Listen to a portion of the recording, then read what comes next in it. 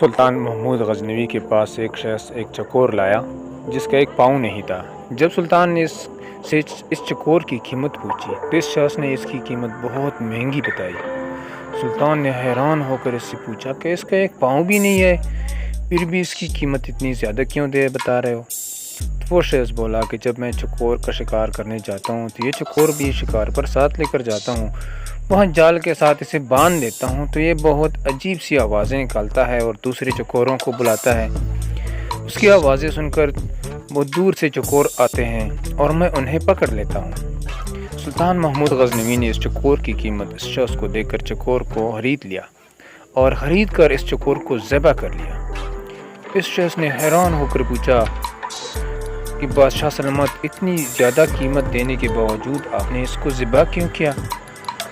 تو اس پر سلطان نے کچھ تاریخی الفاظ کہے جو یہ تھے: جو دوسروں کی دلالی کے لیے اپنوں سے غداری کرے اس کا یہی انجام ہونا چاہیے۔ تو دوستوں، میری کہانی اگر اچھی لگے تو ہمارے چینل کو سبسکرائب ضرور کریں اور بیل آئیکن پریس کریں ہماری نئی ویڈیوز سب سے پہلے دیکھنے کے لیے۔ اللہ حافظ۔